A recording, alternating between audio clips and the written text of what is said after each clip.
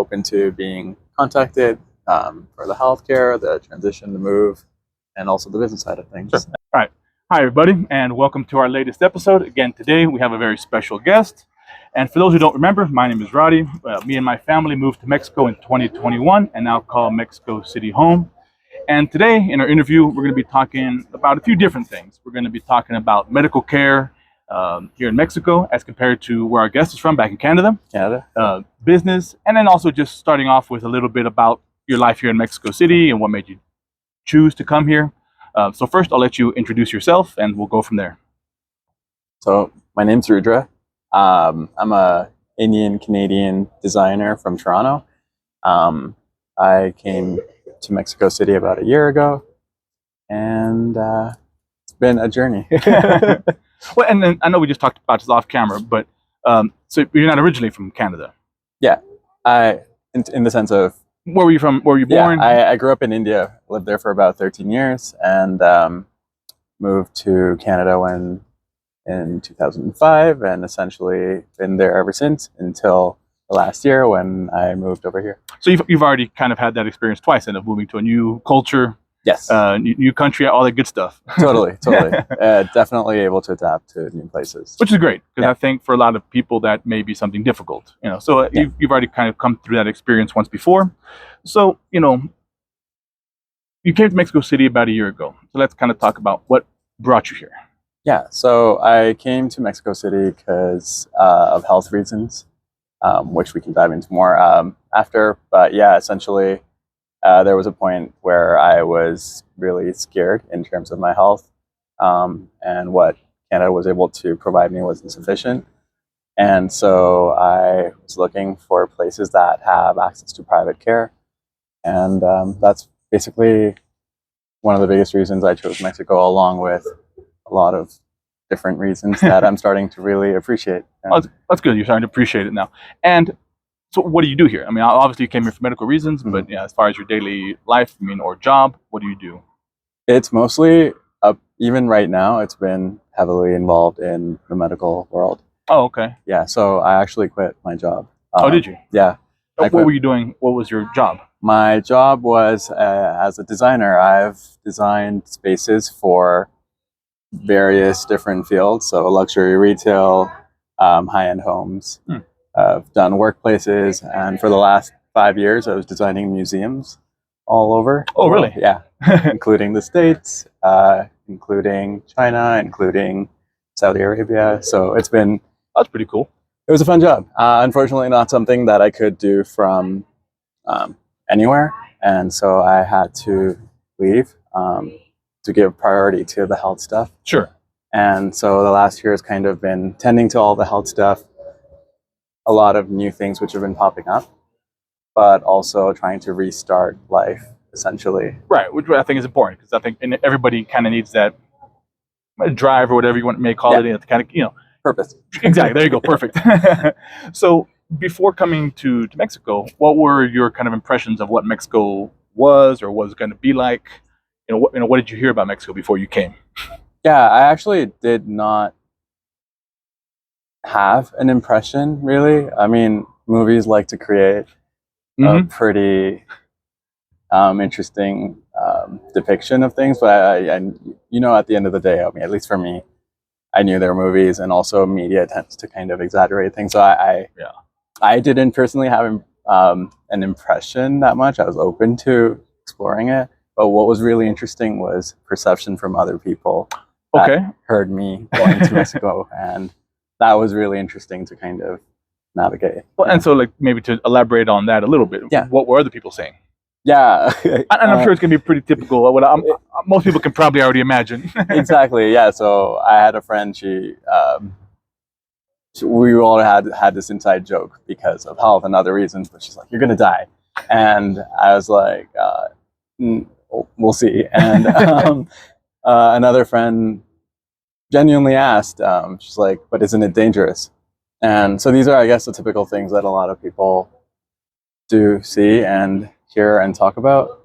And granted, probably relative to other countries, it might be more dangerous in certain aspects. Sure. But I think that's part of choosing a place and kind of accepting the good and the bad that may come along with it.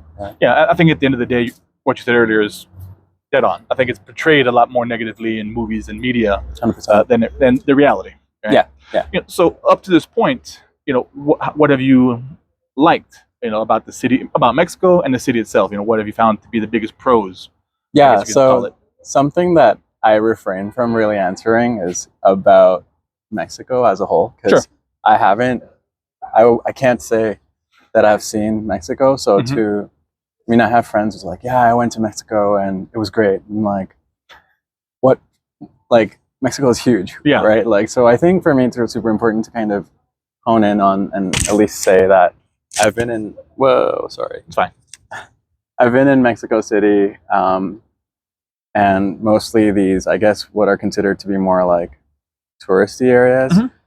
But that being said, I think this is the cool part about starting to do work here, and especially the work that I'm doing, is it's allowed me to explore more parts of Mexico City than the average foreigner, I think, at least. Okay. So I think that's been really cool. So I'm not going to comment on all of Mexico, but at least in terms of Mexico City, it's one of my favorite things is just the amount of trees. I have never personally seen so much greenery anywhere. Nice. And learned to appreciate it. I know it might be like a very cliche thing, but yeah, that's one of the big things.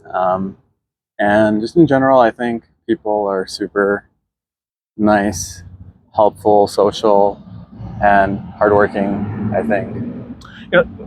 I guess speaking real quickly on the people, that's something we've heard from a few other guests, and just living here in Mexico is, people always talk about that a lot, or there's a lot of Mexican people are quick to kind of take people in, especially foreigners. Have you found that to be true? Like, almost like quote unquote an adopted family almost. I wouldn't even say it's specific to like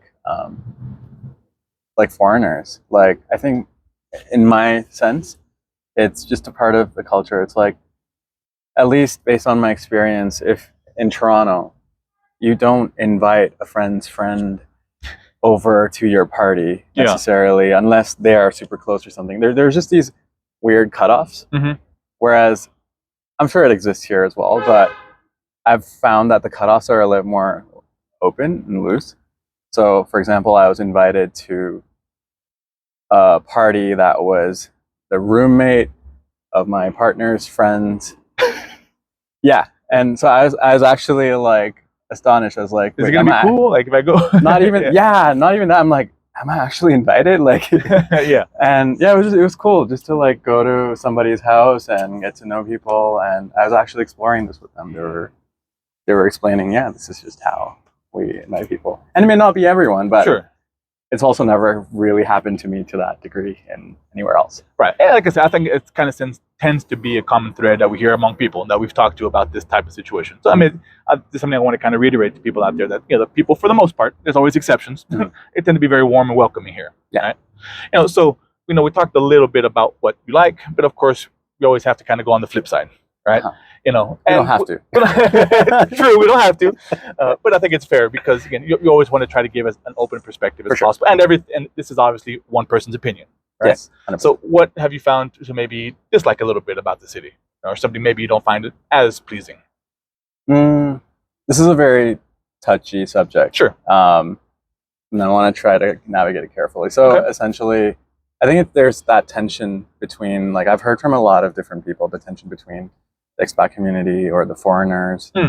I think to a certain degree we can even use the term immigrants, because for me what's really fascinating is how certain people who move to a certain place, even though they have like a residency, are called expats, versus in Canada when somebody comes over they're called immigrants, not expats. So I think just using all of those terms like expats, immigrants, tourists, the tension that seems to be there between these various communities, so like not amongst each other, but between these communities and the locals, I think for me that's been really sad to hear about, along with all the stories about gentrification and whatnot. So I think for me that's been kind of the downside of it, to hear about, and I really hope there is a kind of a symbiotic, long-term solution. Yeah, bridge that divide, or if you want to call it. Sorry? Like that kind to bridge that divide. Yeah, right? And just kind of like a more symbiotic relationship that helps people live together. And we've definitely heard that before too. I mean, and I think kind of going back to what we spoke at the beginning, to me it tends to be more maybe like a social media thing. Not that it doesn't exist, but I think that's where at least we've heard a lot of it. Like you're not an expat, you're an immigrant, right? I think that's where we tend to hear more of it, at least for ourselves, right? Never really thought of it much, but it definitely is something that does exist, and you do see it out there. Right? Yeah, and again, it comes down to the helicopter going by. It comes down to also, I think, how much one immerses beyond the expat and the foreigners community, because some of these dialogues only come up once we're talking to a lot more local people, rather than if we're kind of socializing within these communities. We only get one side of it. Right. Okay, interesting. And like I said, we've heard these things before. I mean, it's always good to hear different people's perspectives and how their take on it. So that's great. Appreciate that. Awesome. Now, kind of moving forward, one of the main topics we want to kind of talk about is, medical care here. Right? And you have a very unique story to that. Yes. So I guess it kind of leads to my last question, or, I said, if you're comfortable, why did I leave Canada? Why'd you leave Canada? Which kind of leads into our medical situation. For anyone who's super squeamish, you can mute right now. Basically, I started coughing up blood. Okay.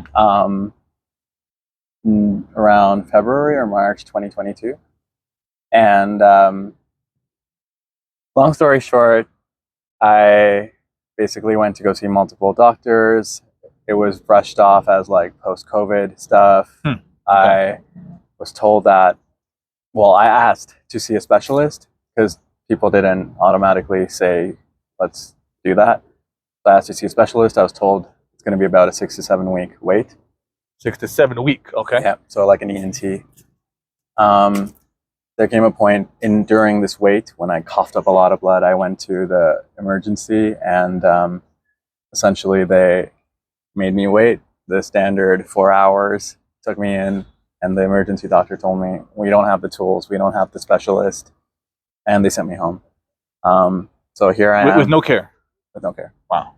And this is a downtown Toronto hospital. And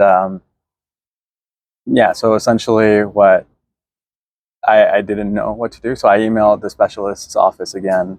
I sent them photos of the blood. Oh, okay. And miraculously, they had openings prior to 6 to 7 weeks. So a lot of these weirdnesses just made me start to question the Canadian healthcare system, at least for my needs. Okay. And once I got the appointment with the specialist, I went once. He said, I don't know what it is. It happened again. I had to push to be like, okay, hey, can I get a CT scan? Right. And he said, sure, you're probably not going to see anything. I'm like, it's okay if I don't see anything. It's a peace of mind, right? Exactly. Yeah. But that CT scan was a 1.5 month wait. Oh, really? Wow, everything. Yeah, and it was interesting to me that my case wasn't taken, I guess, more seriously in terms of actually coughing up blood. Right, yeah. I mean, it seems serious. And so I actually went down to the States to get a CT scan. It was relatively cheap compared to the stories that I'd heard. Okay. I'm sure it could go up. And that kind of opened the idea of like, hey, maybe I can actually use whatever savings I have and go out elsewhere to seek private care, or because we don't have that option in Canada. We don't have the option. Okay. Period. No private care. It's all public in that sense? There are some small things. It's weird. It's really weird. So there's healthcare, which covers certain aspects of your body. Mm-hmm. But for example, eyes, so optical, dental, and what I found out, even vocal cord care is not covered. Huh. And I think there's like this ongoing thing between opening up certain types of things to be privatized and to get access to like imaging or something like that. I'm not entirely sure. Right. But it's not as open as I think it could be. I'm not a proponent for like free versus private. Sure. I think I'm a proponent for having the option and the choice to have both. Okay.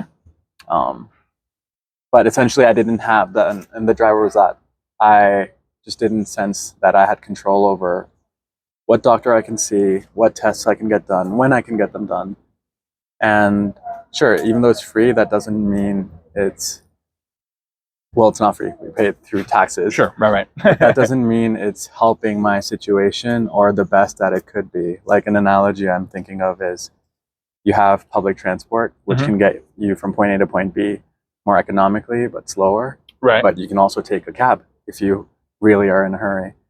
In Canada, it's essentially saying, okay, here is the more economical approach. There is no option to take a faster route. Wow. Which is what made me be like, okay, I need to go elsewhere to expedite this. And did you look into other places besides Mexico, or was Mexico kind of your first place? 100%. And so at the end of the day, what kind of made you choose to come to Mexico? A lot for of that. Yeah, 100%. I think totally on point questions. So I looked at, one thing that I noticed was that the Canadian winter was making me cough my blood. Actually, so the dry air and whatnot. Yeah. So I was like, I need to go to a place that's warm to kind of minimize what's happening. Yeah. And so I was looking at places along the equator-ish or more warmer climates. So that included Indonesia, Thailand, Mexico. I also looked at India because India has like medical tourism packages, which I think a lot of Mexican hospitals do as well. Yeah, I've heard of that. Yeah. And so yeah, I chose Mexico because it was still close to Canada, enough to go back in terms of emergencies. I smoked for 10 years, so I actually thought I had cancer. Oh, okay. That was also weighing on your mind. Yeah, and so I think to be close to friends and family in case they need to come, right, that was a big thing. And cost, obviously. I would probably say like Mexico is not the most economical, like in terms of more economical, my guess is India would have been more economical, but there are other factors limiting me from going there. And that's just a guess. I'm not sure entirely on the prices. And I spoke a bit of Spanish. So that helped, yeah? Yeah. Okay. And so, I mean, let's talk about the process, of coming from Canada to Mexico for care. Yeah. I mean, something like, your medical records, because obviously when you came here, and the reason I ask is because people may have to consider this as well. What was that process like? Was it pretty simple? Was it streamlined? Yeah. To get that information from your Canadian doctors here? So it was actually very easy. I didn't bring anything. Oh, okay. So with what was happening to me, I kept a personal journal with images and whatnot. Okay. And all the doctors that I saw appreciated that over here, because I think a lot of times patients don't come with like timelines or visuals of the symptoms and what they're going through. Right. So I think that was my only medical record, if you will. So you had kind of your own medical records. So you never had to deal with like transferring medical records. No. From doctor to doctor. No. And actually, I was starting to look at doctors while I was there. So I actually talked to one of the doctors while I was in Canada, which was super fascinating. Okay. Yeah. I'm not going to name names, but that would never happen the other way around. I remember actually calling my family doctor, being like, hey, I'm thinking of coming back for a trip. Can we talk about this a little bit? And he's like, if you're outside of Ontario, I cannot give you consultations. Oh, just by law, I'm assuming? Yeah. I know here one of the things I've noticed is a lot of times, like even like with our pediatrician that we have, a lot of times doctors give you their own personal number. Right. I don't know how many doctors you've seen here, but I noticed that with a few doctors here. They tend to give you a personal number, and you can call them, which is like, and I know even in the States, they're never going to give you their personal number. It's like, oh, even you want to call me at 9 o'clock at night or send me a text? Go ahead. No. Yeah, here they kind of seem to accept that. Tons of stories. I think there's probably a good and bad side to it, is that I feel like the expectation for doctors might be too high then, depending on their own personal preference, obviously. Sure. But I think I'm also an advocate for not kind of overworking people. And so... I think as long as you use it sparingly, I don't think I got to cut on my arm, call your doctor, but I think it is nice to have it kind of in the back pocket, right? 100%. 100%. For an emergency, something really like I think we've done it before with our son when I think he got kind of sick at night. Yeah. And so, and not late. Again, if it's 2, 3 in the morning, I probably would have held off, but it was like 9 or something. So it's just nice to be able to do that because, like I said, I know in the U.S., I'm going to assume in Canada, that's not going to happen. No. Yeah. Yeah. And it's pretty interesting. I think I've also heard stories where like a lot of people, because healthcare is free, well, I'm going to keep doing this. Yeah. It's free in Canada. That a lot of people actually go to the Emerge for very minor things. Oh, I've okay. heard from doctors. Sure. Just like, oh, this thing is hurting, and they go and end up going to the emergency. But I definitely, going back to what we were talking about, like I definitely agree that having a doctor on call, like even, so I got diagnosed with, this is aside from the reason that I came here, I got diagnosed with ulcerative colitis, which is kind of a rare, I guess, disease, for lack of a better word. Colitis is a stomach issue, intestinal? Yeah, it's gastrointestinal. Yeah. But ulcerative colitis is kind of its bad sibling. Okay. So colitis is kind of, based on what I know, it's like inflammation, right. things like that. Ulcerative colitis is where you will bleed. It will create ulcers. Yeah, exactly, in your intestines. And so for me, I got diagnosed with that after coming here. Okay.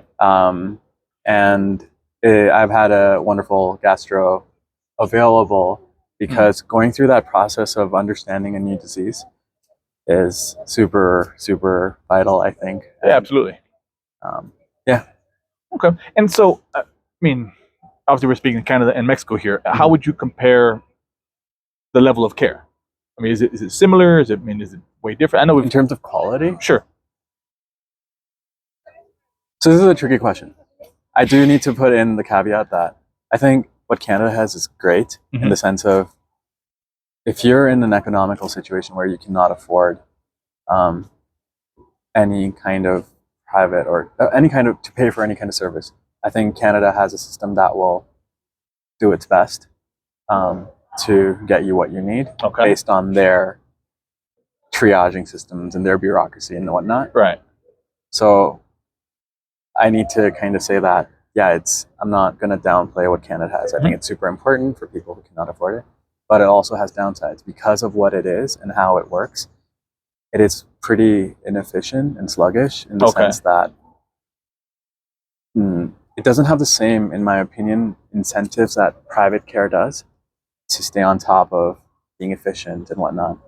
And so what happens is people, and actually after I started uploading stories on my Instagram and kind of sharing these things, people reached out and said they had friends or family members whose cancer got diagnosed super late, and they, instead of being caught at like stage 1 or 2, they caught it at stage 3 or 4. Right. And by that time it was too late to even start treatment or something, or they lost out on years of life. Right. Or quality of life, right? Anything, quality of life, anything. I've personally seen, sorry, I have ADHD. Diagnosed. So I've personally seen people walking around waiting for a knee replacement, for example, for a year. And the solution for their pain was giving them steroid injections or something like that every few months. So, but granted, like let's say if you didn't have the money to get a knee replacement, that's a great option. Exactly. Right. It is your only option, and you're probably going to suffer a little bit, but you will get some kind of treatment. Now, in my case, I was starting to be brushed off in a sense. Like I saw one ENT and I asked them, and that's the other problem. It's like you're not in control of who you see or who, the system tells you who and when you see them, and they will have a certain amount of time allocated to you. I think that's one of the biggest things is because of the system, you don't get enough time to really explore. Oh, okay, right. I mean, in a sense, like they're kind of telling you who to go see for the most part, or actually, there's not too many people to see because a lot of specialists, including a close friend of mine, consider going to the States. From Canada. So they get trained, they get their education, and a lot of them actually go down to the States because it's better money, it's better whatnot. So no, and what about? I mean, obviously, it's going to be unique to your situation, but what about? Because I know it's true in the U.S., and so again, I can't speak to Canada, but the main way people kind of see doctor visits, right? Like in the U.S., is they want to get you in and out as fast as possible. And what I've noticed here is like, and I've heard this from other people as well, is when you go see a doctor here, they tend to actually talk to you a little bit more. right? Have you found that to be true? 100%. Yeah. I think also important to distinguish between the two systems here, because there is the public system. There is, you're correct. Right?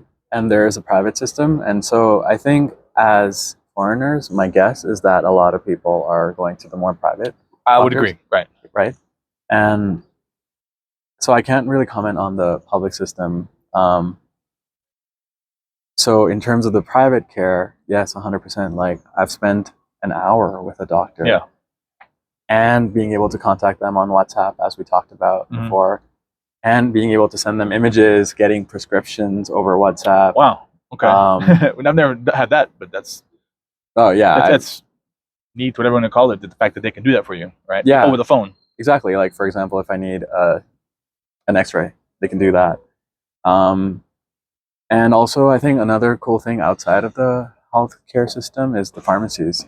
I think being able to get things are more accessible in pharmacies. Okay. I think so. Yeah. I know. Yeah. I think there in Canada, at least, a lot of things need to go through your doctor to be able to obtain. Yeah. Right. And which I agree. 'Cause I think here you get a lot more stuff easily readable. I think there's a very few things that you really need a doctor prescription. Most of the time you go talk to the pharmacist, they'll give you what you need. Yeah, and I'm not saying like everything should be open and free. Because and it's not here. Yeah, exactly. And so when it comes to, I guess we can kind of start maybe getting into the pay of this. Well, I guess I'll ask the question, but I think I know the answer. I mean, so there's not really, you don't have like private insurance in Canada, right?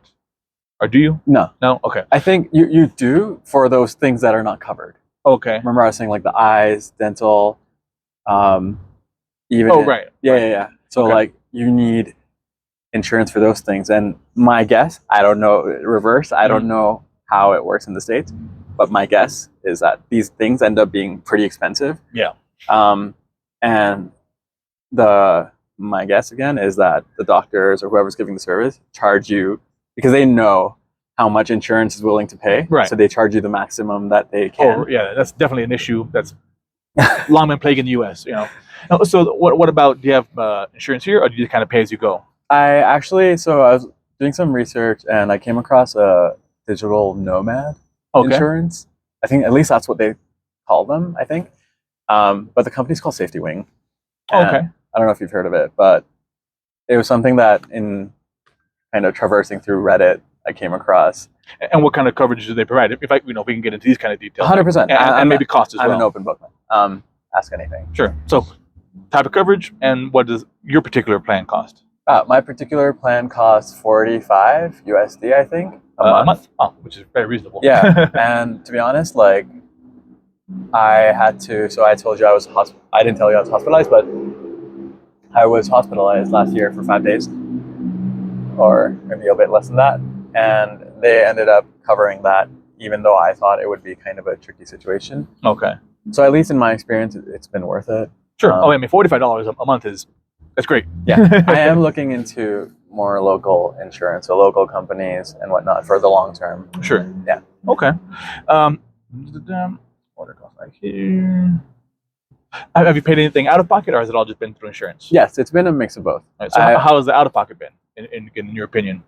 I have been, it's been a mix of both. It's like there are some things that I've been doing in the sense of I've been kind of trying to evaluate, because it's that choice between going through a process for a claim, right, versus for something that might be small versus something that's big. So I'm in the process right now to claim one of my surgeries that I recently had. Okay.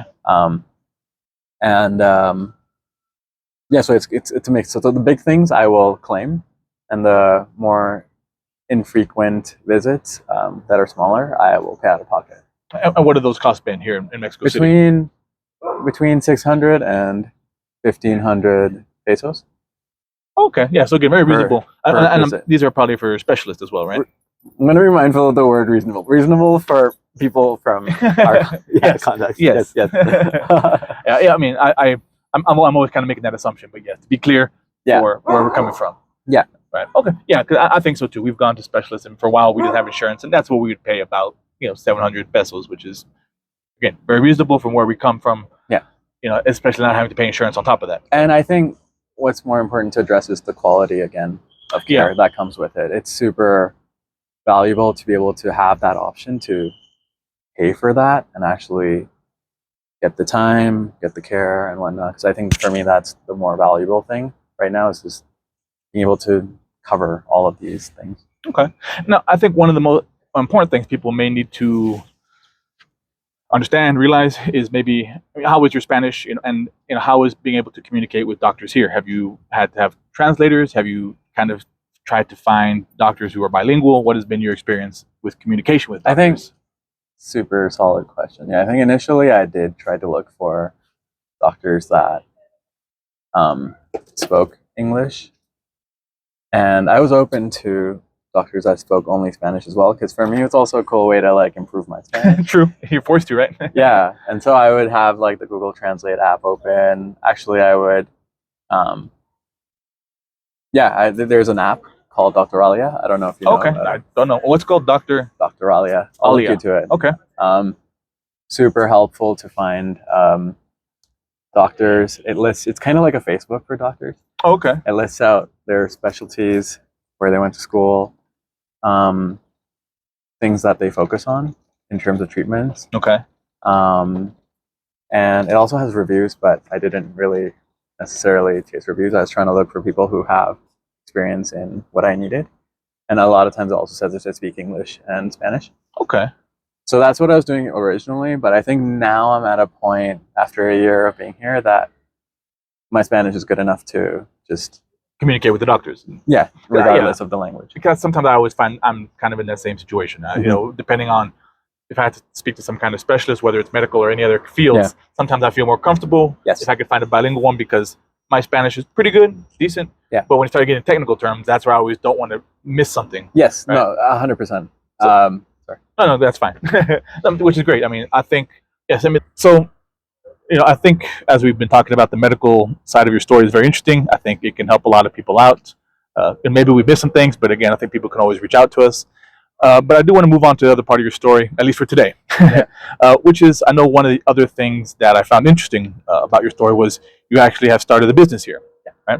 So you want to talk a little bit about that? What is your business and how did that come about? Yeah, so as I mentioned earlier, I worked in various fields of design, and a lot of it was also very high end. So things that I learned were designing really unique things, beautiful things, home things, institutional things. And so that's something that's always been a part of me. And I guess because of taking that long health related break and not really being able to design and create, it's always been something that I guess I wanted to get back into in some way. So it started by my current partner essentially saying she wanted a new dining table. Okay. And so we went out looking for, she specified she wanted a kind of a solid natural wood dining table. Yeah.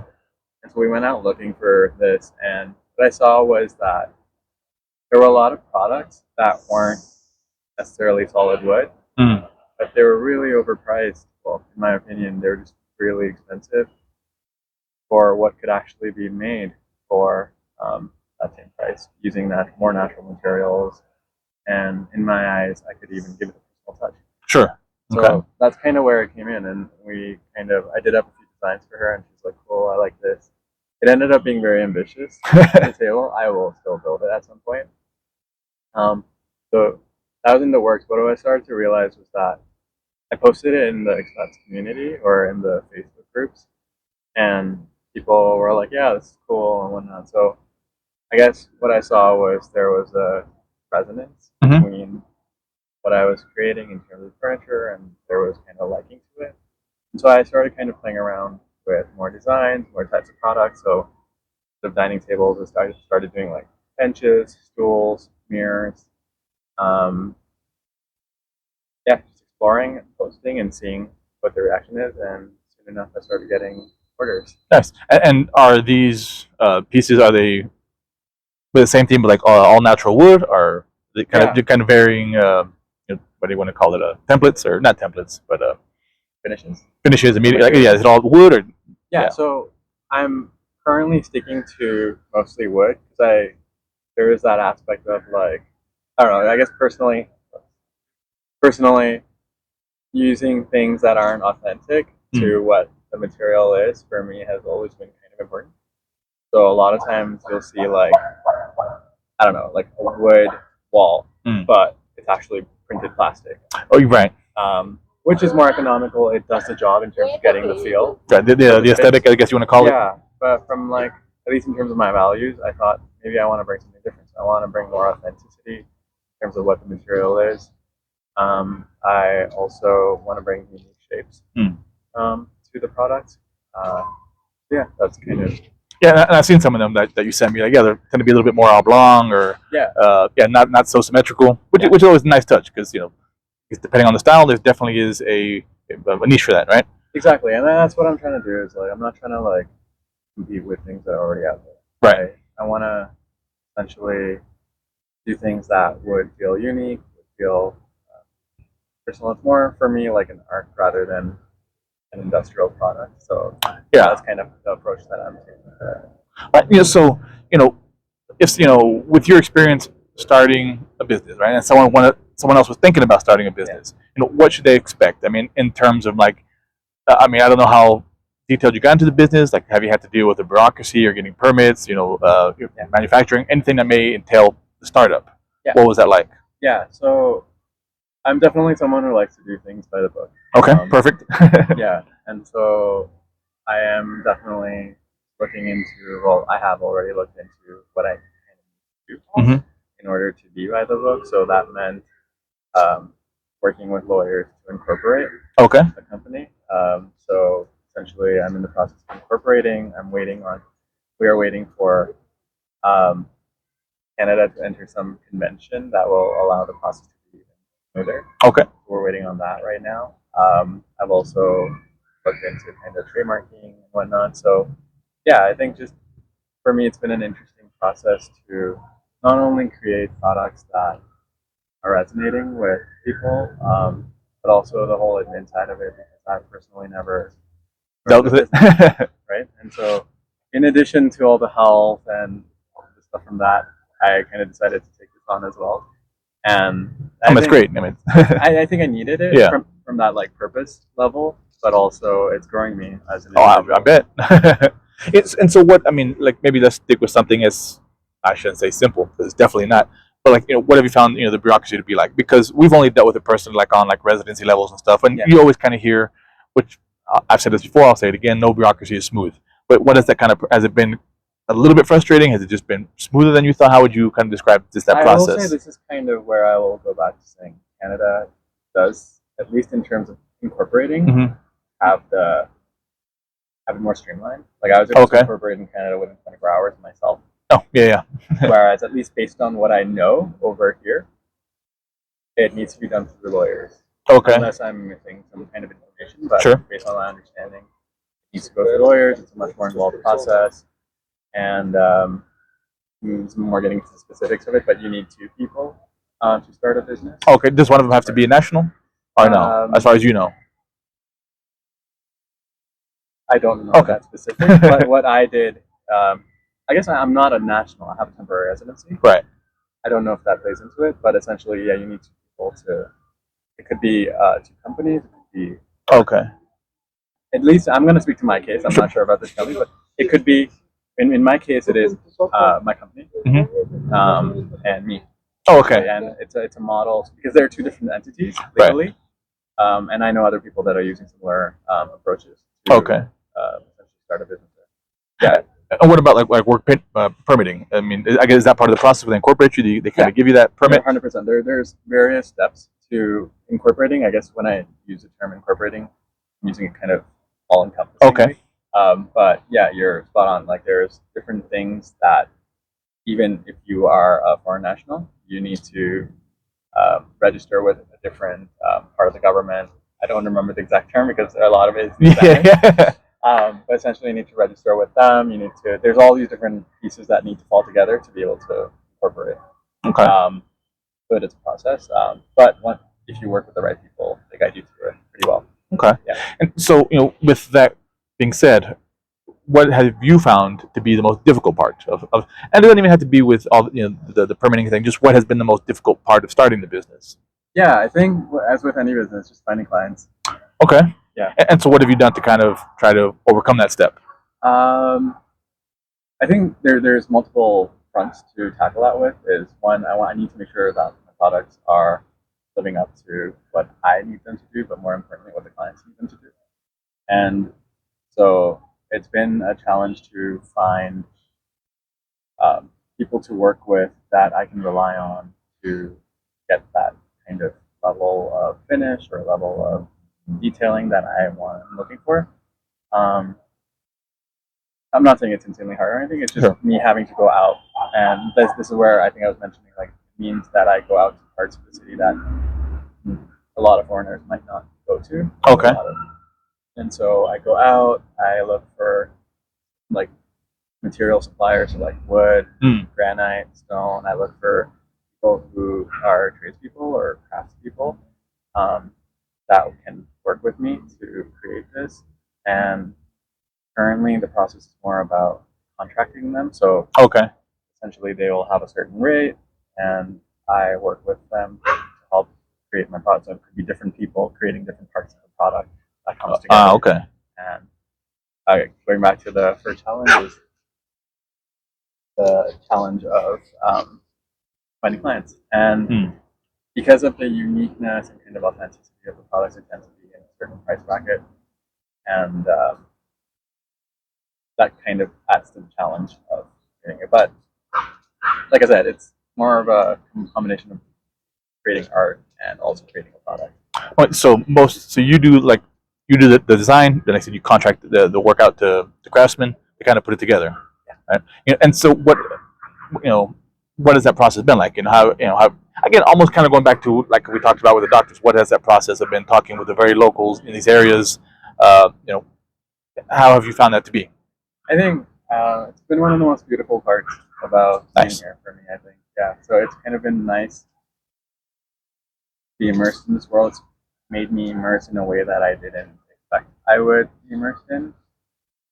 So yeah, just meeting people who probably have never met an Indian Canadian person, and they're wondering like, okay, what is he doing here? What does he want? What does this guy want? Yeah, and I think it's been great. Like I've found some people that I'm working with on a consistent basis. Okay. And so developing this relationship, but I think it's been a growing thing as well culturally, because maybe because of who I am, and maybe partly because of how I have in the workplaces that I've worked in, there's this idea of dates times deadlines. Yeah. Right? I'm sure you've heard about this as well.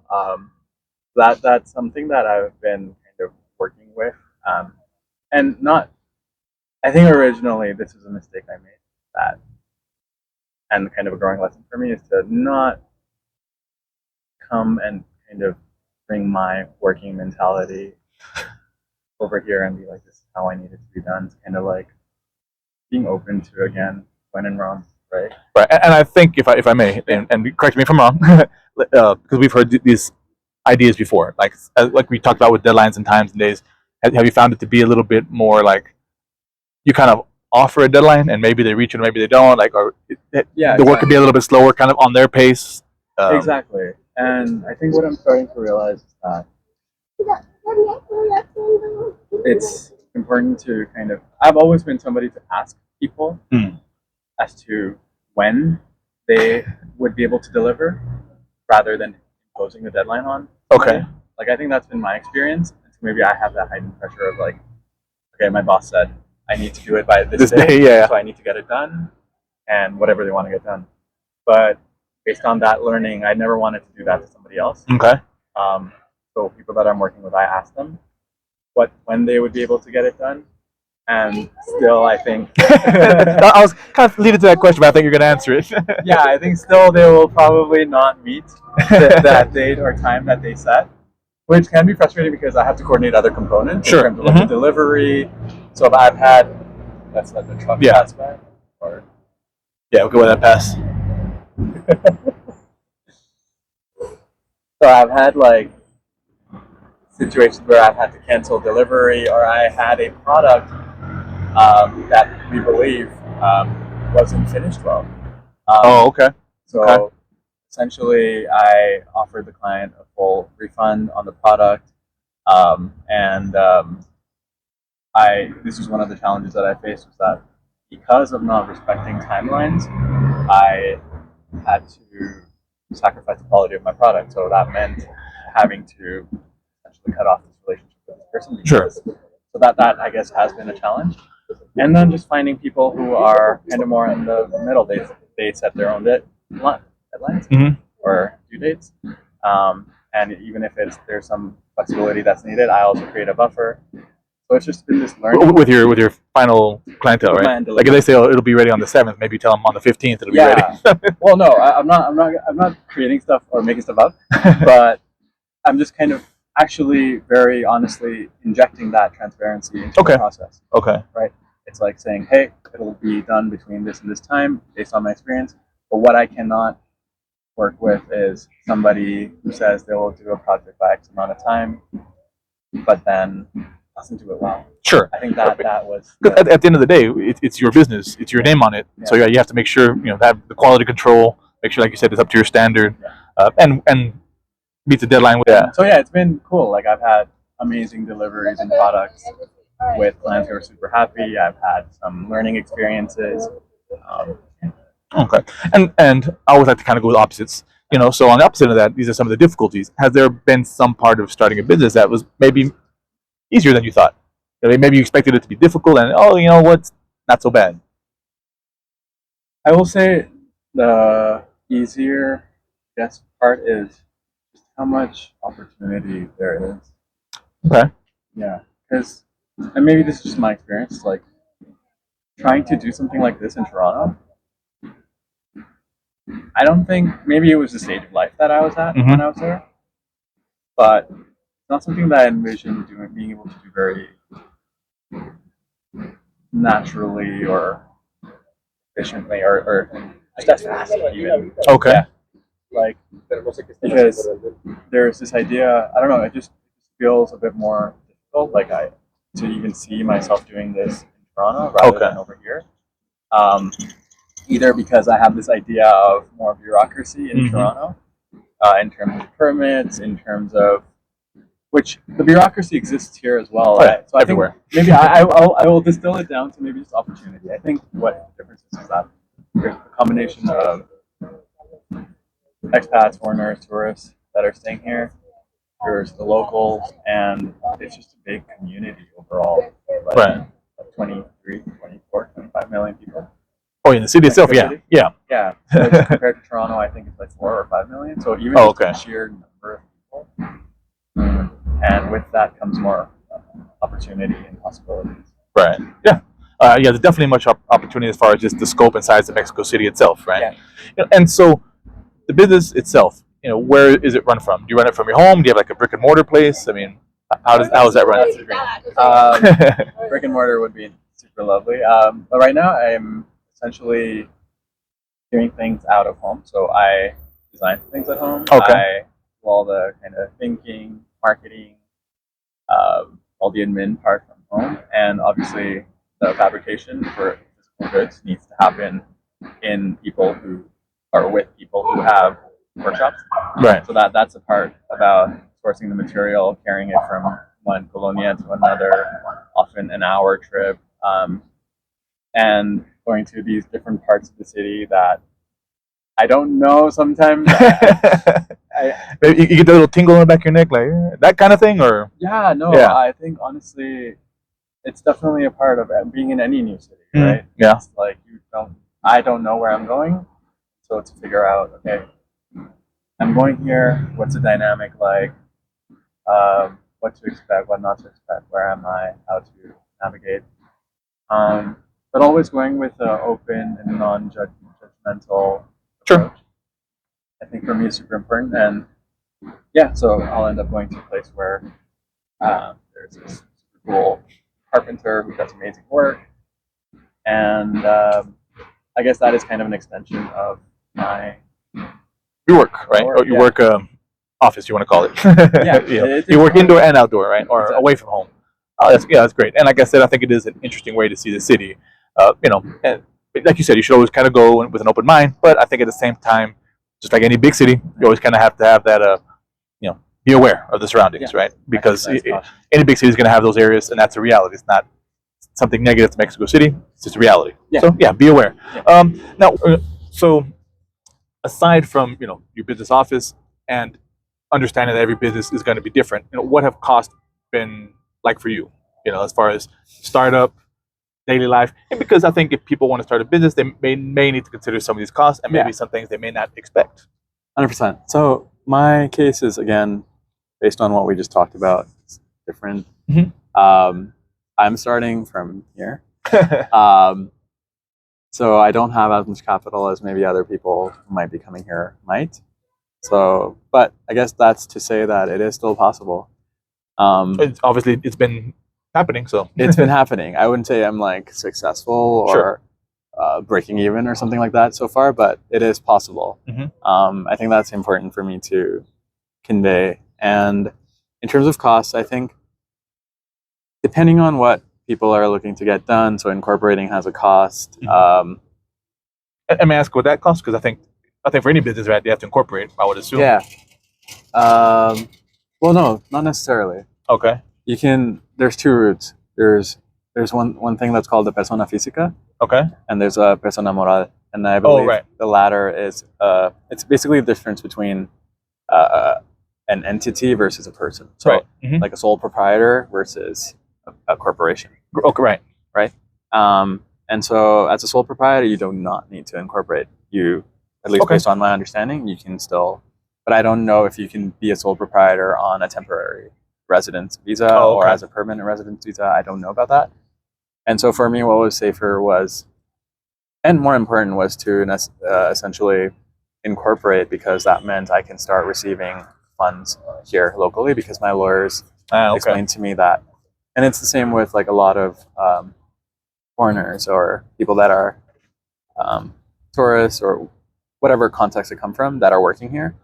You can't have an income here unless you have a work permit. Right. And so a lot of people live here, but their incomes are coming in elsewhere. And that is kind of my process right now, is that I receive the money elsewhere. Okay, right.